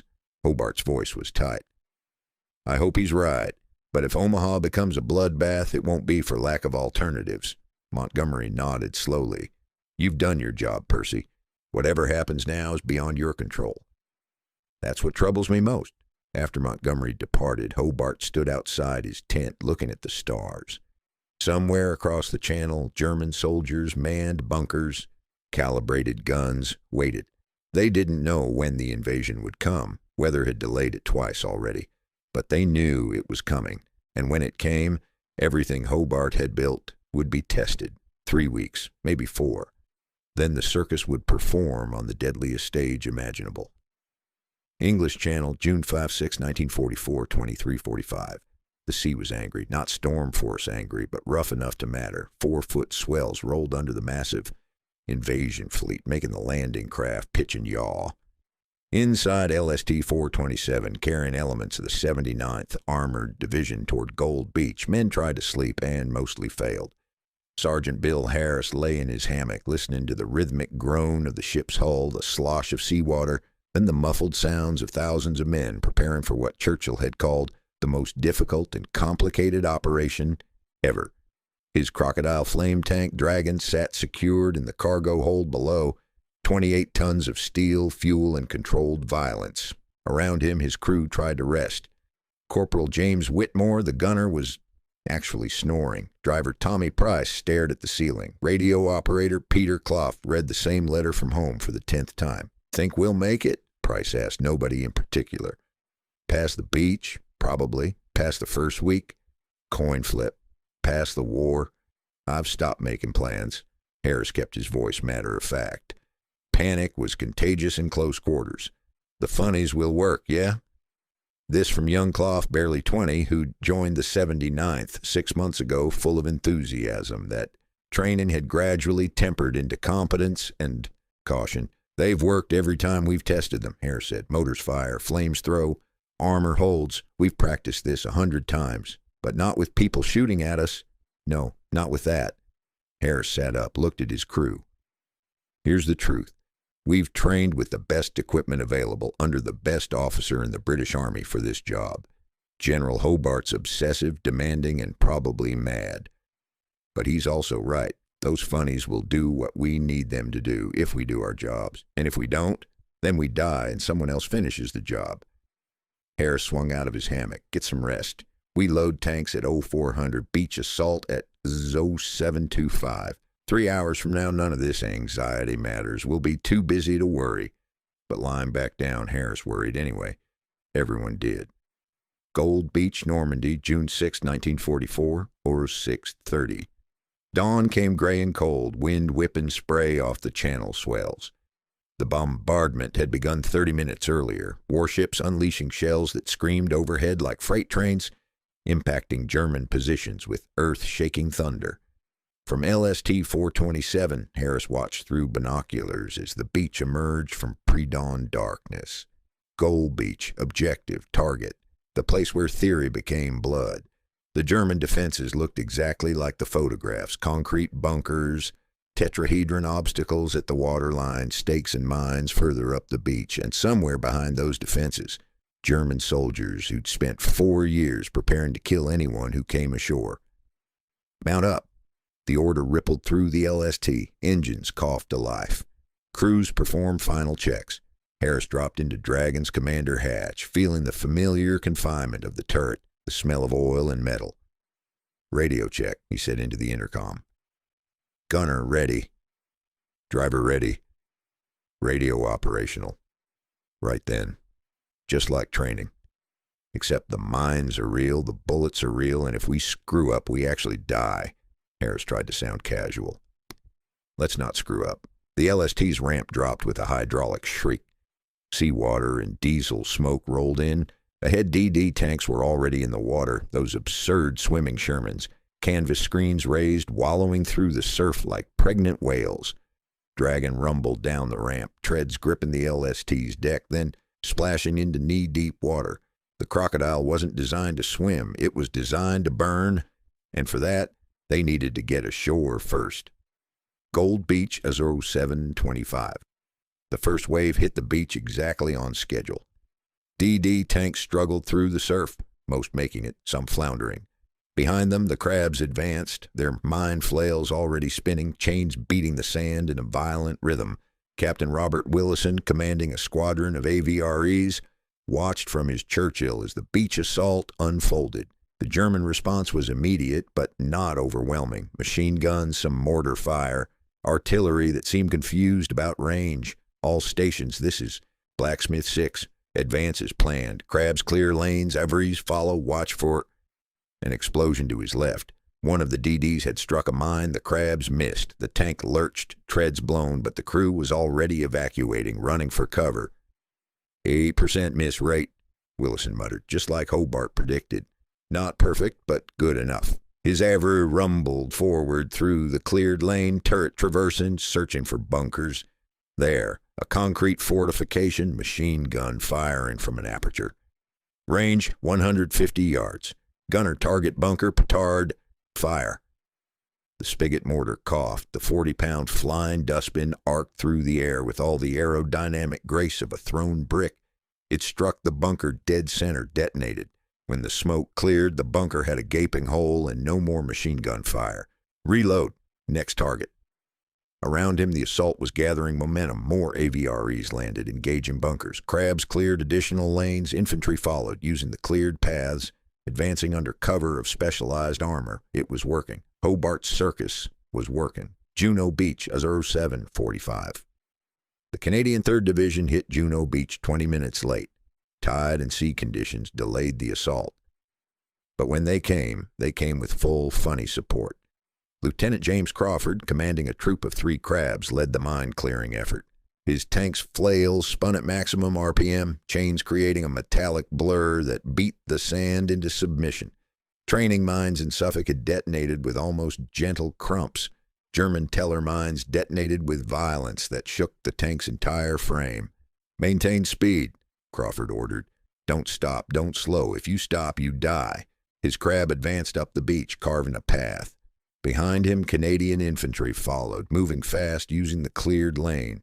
Ahead, German fire intensified. Bunkers, trenches, determined defense.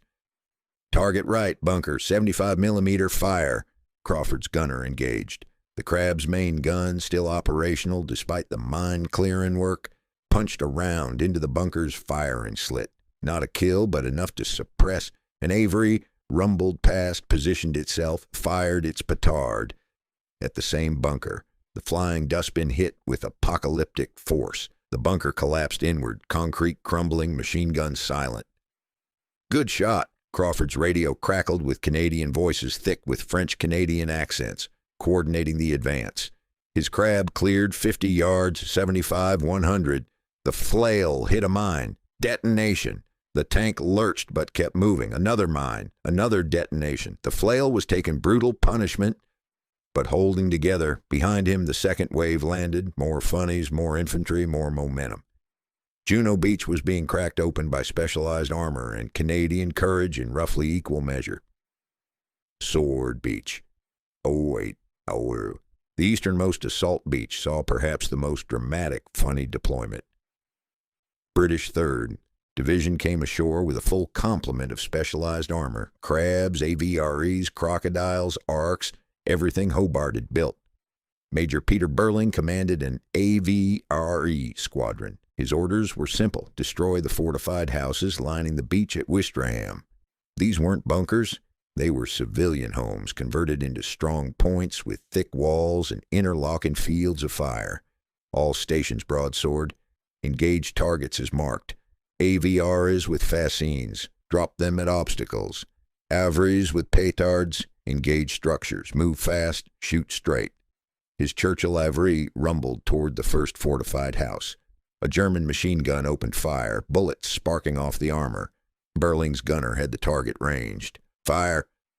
The petard's flying dustbin struck the house's second floor, detonated. The entire facade collapsed in a cloud of dust and debris. The machine gun stopped firing. Next target. They worked down the beachfront systematically, one fortified position at a time. Petard mortars cracked concrete. Fascines bridged obstacles. The beach was becoming passable, survivable. To his right, a crocodile flame tank approached a trench system. Even before it fired, German soldiers were evacuating, running, surrendering. The psychological effect was total. When the crocodile did fire, a 70-meter jet of burning fuel that turned the trench into an inferno, the psychological became physical. Germans emerged with hands raised, uniforms smoking, faces white with terror. "Cease fire! They're surrendering!" Burling ordered. Infantry moved in, taking prisoners. The crocodile held position, flame projector still menacing, a visual promise of what would happen to anyone who resumed fighting. By early 8:30, Sword Beach was secured, casualties significant but manageable. The Funnies had delivered on Hobart's promise. Gold Beach, 08:15. Sergeant Harris brought Dragon ashore in the second wave after the initial positions were cracked. His mission was specific.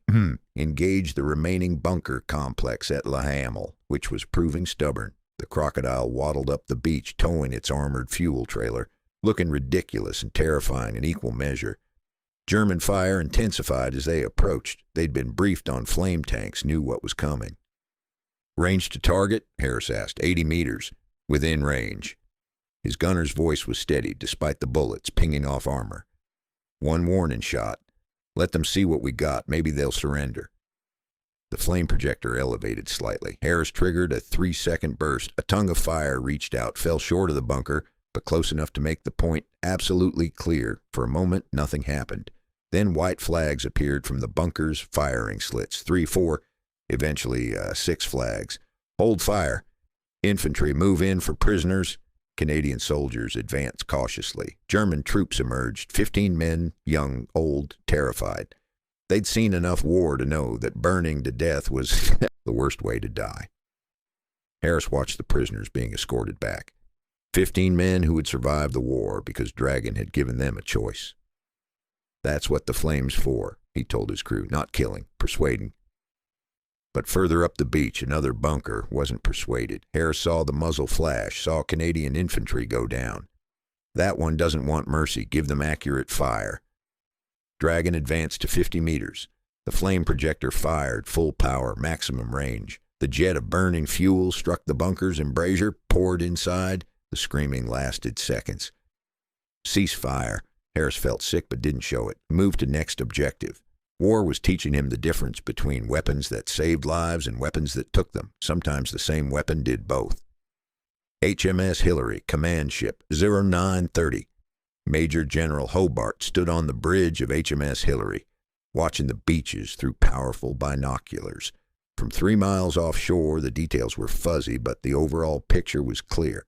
Gold Beach, British 50th Division advancing inland. Funnies visible as small shapes, still operating, still supporting. Juno Beach, Canadians pushing through Courseulles. Smoke-marked destroyed bunkers, cleared lanes were visible even from this distance. Sword Beach, British 3rd Division linking up with airborne forces. The eastern flank was secure. Reports coming in, sir. Lieutenant Colonel Lloyd handed him status sheets. Preliminary casualty estimates. Gold Beach, approximately 400. Juno Beach, approximately 900. Sword Beach, approximately 600. Hobart did the mathematics. 1,900 casualties across 3 beaches. Terrible, but not catastrophic, not DEP. Equipment performance, excellent. DD tank loss rate around 15%, mostly from rough seas, not enemy action. Crabs functioning well. AVREs performing as designed. Crocodiles causing mass surrenders. Germans are terrified of them. In Omaha, Hobart asked quietly. Lloyd's pause was eloquent. Reports are confused. Heavy casualties. Assault stalled at the waterline. Very little progress. Hobart lowered his binoculars. How heavy? Estimates range from 1,000 to 3,000. It's chaos there. Through his binoculars, Hobart couldn't see Omaha. It was beyond the western horizon, but he could imagine it. American soldiers trapped on a beach pinned by fire, lacking the specialized equipment to crack bunkers and clear obstacles efficiently. Everything he'd warned Bradley about happening in real time. Sir, you were right, Lloyd's voice was careful, about the Americans needing more funnies. Being right doesn't help the men dying there. Hobart's voice was flat. It just makes the tragedy more pointless. Omaha Beach, 10th. The comparison was brutal and immediate. While British and Canadian beaches were being secured with acceptable casualties, Omaha Beach was a slaughter. The few DD tanks that made it ashore, many sank in. Rough seas, fought bravely but without specialized support. Combat engineers cleared obstacles by hand, dying in the process. Infantry charged bunkers with Bangalore torpedoes and raw courage, dying in the process. By mid-morning, Omaha Beach looked like the nightmare scenario every invasion planner feared. Men pinned at the waterline, bodies in the surf, equipment burning, assault stalled. It took individual acts of extraordinary courage. Small groups finding paths up the bluffs, flanking German positions, cracking the defense through improvisation and valor to finally break the deadlock. By afternoon, Omaha was secured, but the cost was staggering. Approximately $2,400 in American casualties, more than all three British-Canadian beaches combined. The bodies on Omaha Beach told a story about the price of refusing specialized equipment. Every soldier who died clearing a minefield that could have been cleared by a crab. Every soldier who died assaulting a bunker that could have been cracked by an AVRE. Every soldier who died crossing an obstacle that could have been bridged by an arc. Bradley's logistical concerns had been legitimate, but they'd been paid for in blood. Gold Beach, 14. By early afternoon, the British beaches were consolidating. Inland units were pushing toward their D-Day objectives. The specialized armor of the 79th was being held in reserve now, its immediate mission accomplished. Sergeant Harris sat on Dragon's turret, eating cold rations, watching the beach fill with supplies, vehicles, reinforcements. The invasion had succeeded. The Atlantic Wall had cracked. Around him, other funny crews were making repairs, refueling, comparing experiences. The general consensus, the equipment worked. Not perfectly. Nothing worked perfectly in combat, but well enough. Good enough to save lives. Heard about the American beach, Corporal Whitmore said. Omaha, they got hit hard. They didn't have what we have, Harris replied. Made do with courage and improvisation. Worked eventually, but cost them. Could have been us. Could have been. That's why Hobart's obsessive about equipment.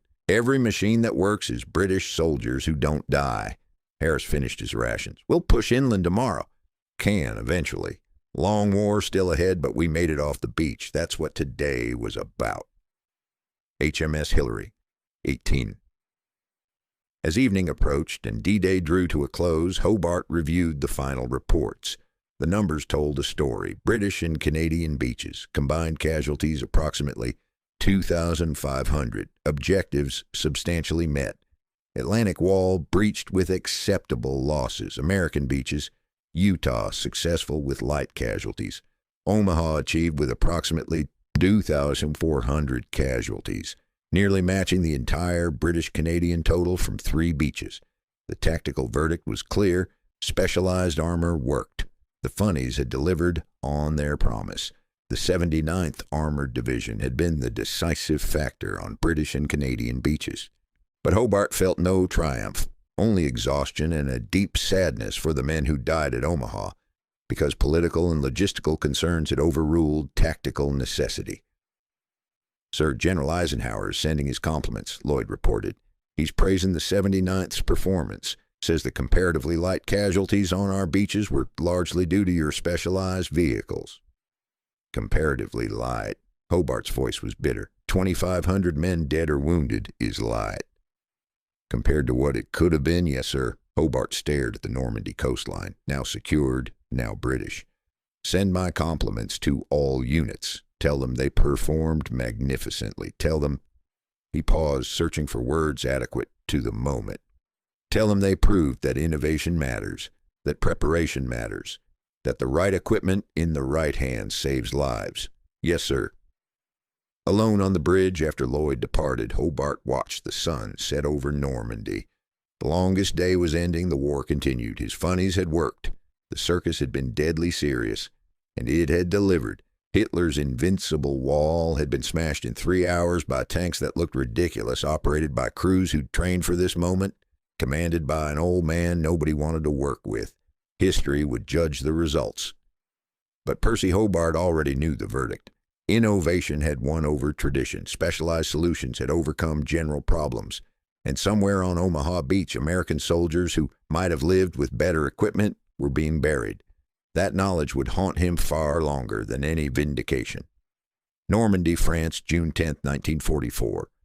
4 days after D-Day, the 79th Armored Division was scattered across 3 beach sectors, supporting the consolidation phase. The dramatic breakthrough was over. Now came the grinding work of pushing inland against determined German resistance. Major General Hobart walked the churned earth of Gold Beach, now transformed from battlefield to logistics hub. Supplies poured ashore. Reinforcements marched inland, and scattered among the organized chaos, abandoned funnies sat like discarded toys. Some damaged beyond repair, others simply out of fuel or ammunition. Captain Robert Willison met him near a disabled AVRE, its petard mortar barrel cracked. "Sir, final D-Day casualty assessment." Hobart took the folder, read, standing up. The 79th had lost approximately 300 men killed or wounded across all beach assaults. Equipment losses, 42 vehicles destroyed or permanently disabled. Against those losses, 3 beaches cleared, thousands of obstacles breached, hundreds of bunkers destroyed. The mathematics of war, lives measured against objectives. "Acceptable?" Willison asked carefully. "No losses are acceptable, but these losses achieve results." Hobart closed the folder. "What's our operational status?" "We're reconstituting squadrons, redistributing equipment, preparing to support the advance on Caen. Demand for Funnies is high. Every division wants specialized armor now. Success breeds converts." "They always do. Nobody wants exotic equipment until they need it desperately." Hobart looked at the disabled AVRE. "Can this be salvaged?" "Cracked barrel, damaged suspension. We'll strip it for parts, use them to keep others running." "Do it. Every functioning Funny is worth 10 conventional tanks for specialized tasks." Hobart paused. "How are the crews?" "Exhausted, proud, scared of what's next. The usual." Willison hesitated. "They're asking about Omaha Beach, comparing their experience to the American casualties." "What are they saying?" "That we were lucky to have the right equipment, that training mattered, and—" Willison stopped. "And that I was right to push for specialized armor even when people called it wasteful." "Something like that, sir." Hobart smiled thinly. "Being right doesn't feel as satisfying as I expected, not when Omaha Beach happened." He turned away from the disabled AVRE. "What's next for the 79th? Caen. The city's proven tougher than expected. British Second Army wants Funnies for urban operations, crocodiles for clearing buildings, AVREs for demolition work. Urban combat wasn't in our training plan." "No, sir. We improvise." "The story of this division." Hobart began walking back toward his headquarters vehicle. "Tell the crews Normandy was validation. Everything from here is application. We know the equipment works. Now we prove it works everywhere." Caen, France, July 1944.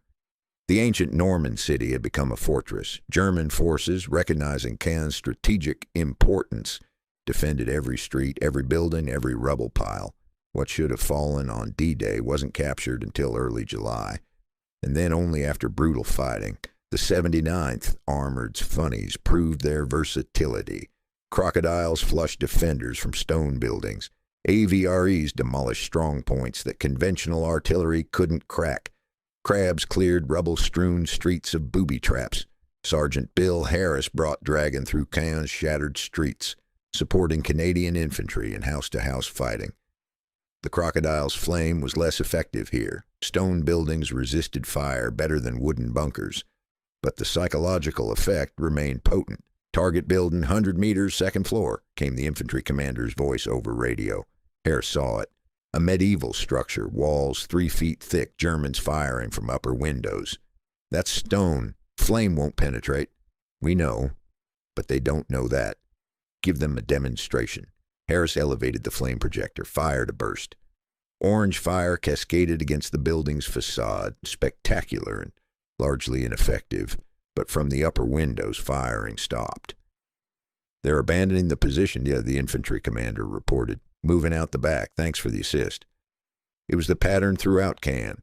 Funnies provided capabilities conventional armor couldn't match. Not always direct destruction, but always tactical advantage. By mid-July, Caen was secured. The cost had been high. The city was devastated. Thousands of civilians displaced. But it was secured, and the 79th moved on. The Scheldt Estuary, Keer, Belgium, October 1944. Autumn brought different challenges. The Scheldt Estuary, controlling access to Antwerp's port, needed clearing. But this wasn't beach assault. This was amphibious operations in flooded polders, fighting in mud and water against dug-in defenders. The 79th adapted. Buffalo amphibious vehicles, American-made LVTs, ferried troops across flooded fields. AVREs blasted German positions on dikes. Crocodiles engaged bunkers from impossible angles. Lieutenant James Crawford, now commanding a mixed squadron of crabs and buffaloes, found himself operating in terrain he'd never trained for. The Funnies weren't designed for this. They were designed for beaches. But adaptability was becoming the 79th's defining characteristic. "Sir, we've got a problem," his driver reported. "Crab's flail chains are clogging with mud. Can't maintain RPM." Crawford considered. The minefield ahead needed clearing, but the equipment wasn't cooperating. "Right. Improvise. Advance slowly. Trigger mines deliberately with the tracks. Better we take the hit than infantry." It worked barely. The Crab lurched through the minefield, detonating mines with its weight, armor holding. Behind, engineers marked the cleared path. By November, the Scheldt was cleared. Antwerp's port opened, providing crucial logistics for the Allied advance. The 79th had contributed with equipment never designed for flooded polders, proving that innovation plus improvisation could solve unexpected problems. The Rhine crossing, March 1945. The final major water obstacle before Germany itself. The Rhine River, defended by desperate German forces making their last stand before the homeland was invaded. The 79th Armored prepared for its largest operation since D-Day. This time the crossing would use every lesson learned: buffaloes for amphibious assault, AVREs for bunker destruction, crocodiles for suppression, specialized bridging equipment for follow-on forces. Hobart, now 69 and visibly aged by the campaign, watched from a forward observation post as the assault began. Night attack. Searchlights blazing, artificial moonlight turning the Rhine into a surreal stage. "It's beautiful in a terrible way," Lieutenant Colonel Lloyd said beside him. "All war is terrible. Some of it just happens to be technically interesting." Hobart tracked a buffalo, churning across the Rhine, its tracks propelling it through the water. "That's an American vehicle. We adapted it, just like they adapted our DD tanks." Cross-pollination of ideas? Something like that. The Funnies started as British innovation, but by now, every Allied army has learned from them. The Americans have their own specialized armor. The Canadians developed unique modifications. Even the Soviets are experimenting. Hobart lowered his binoculars. That's the real legacy, not the specific vehicles, but the concept. Problems require specialized solutions. The Rhine crossing succeeded with acceptable casualties. The 79th's equipment had worked again in yet another environment it wasn't originally designed for. Germany lay ahead. The end was approaching. Germany, April 1945. The final month of the European War saw the 79th scattered across western Germany, supporting multiple operations. The division had grown to nearly 7,000 vehicles, the largest armored formation in Europe. But with victory approaching, questions arose. What happens to specialized armor when the war ends? Major John Brierly found Hobart reviewing demobilization plans in a requisitioned German farmhouse.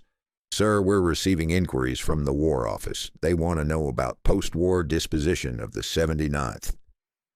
Disposition, lovely euphemism for, "What do we do with your circus now that we don't need it?" Hobart set down his papers. "What are they suggesting?" "Disbandment.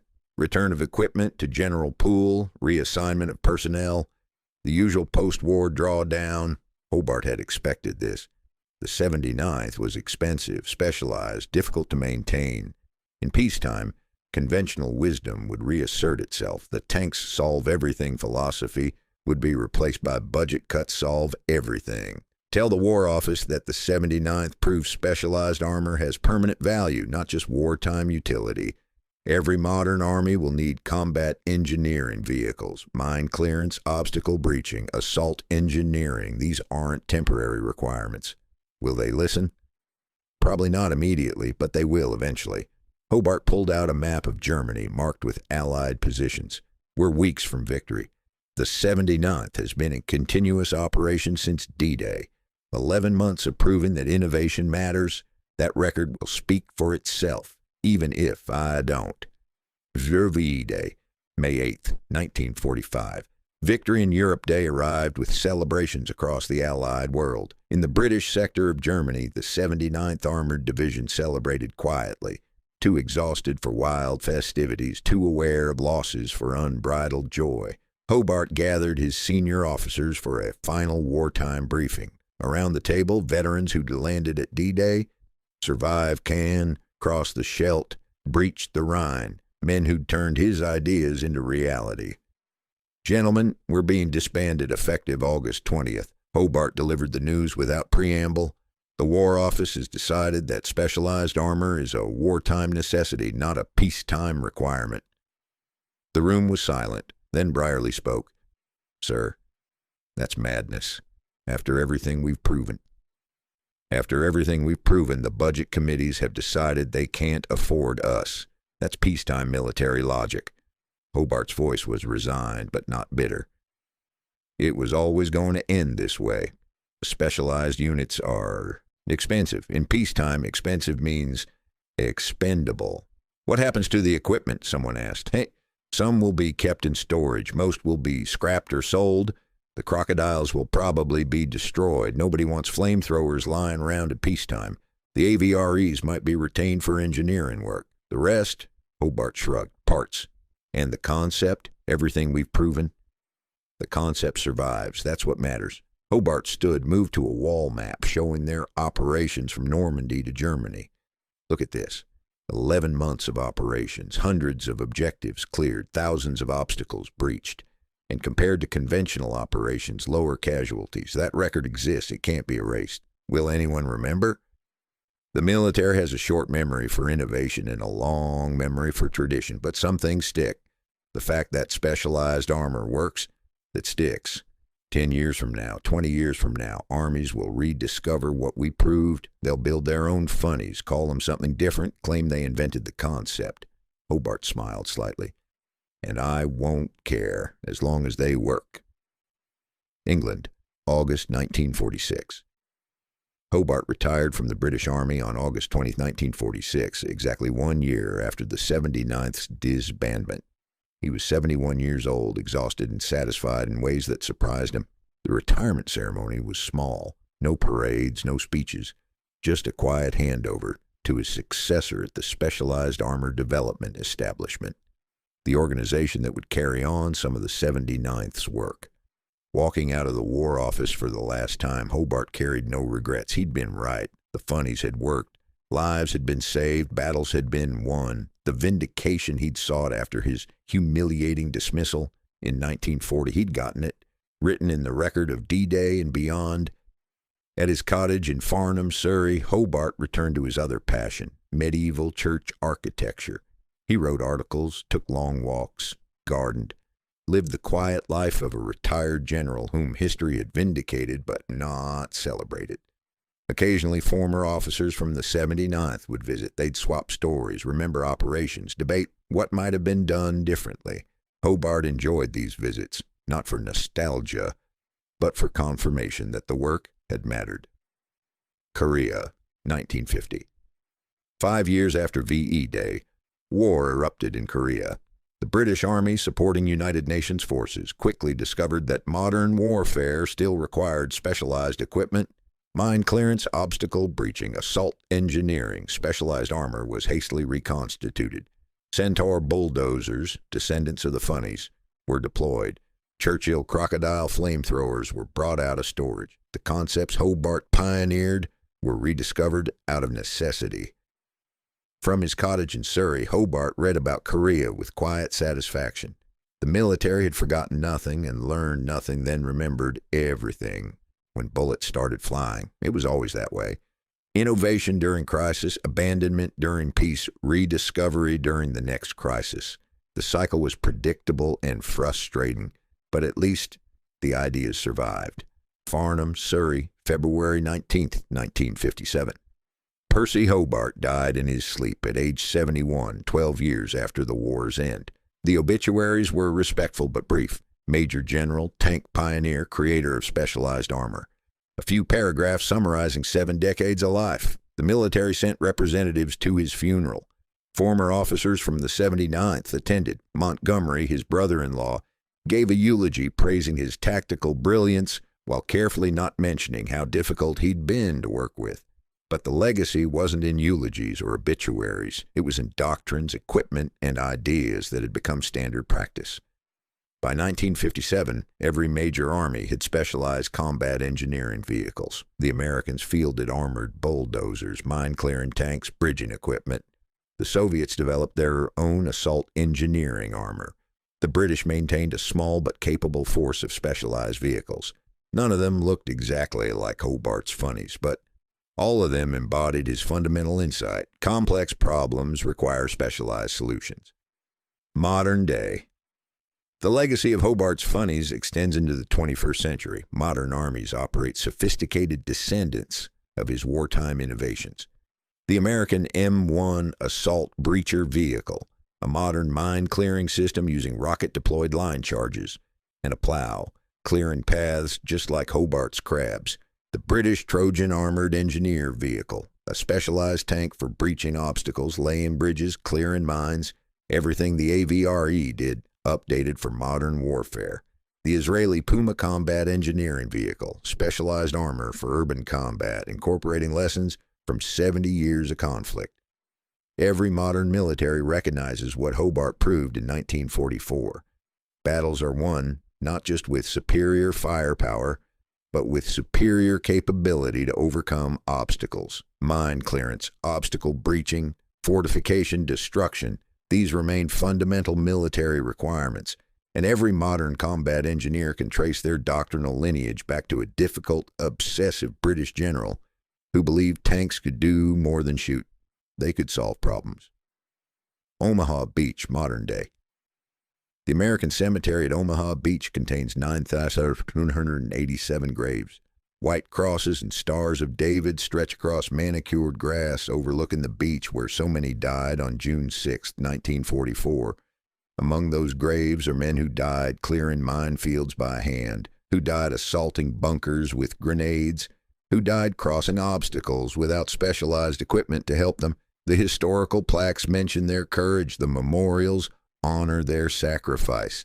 But they don't mention the specialized armor that was offered and refused. That's not a criticism. Bradley's decision was made with legitimate concerns about logistics and training. And Omaha was ultimately secured through extraordinary individual bravery. But walking that beach, looking at those graves, it's impossible not to wonder how many of these men would have survived if American forces had accepted full Funny support.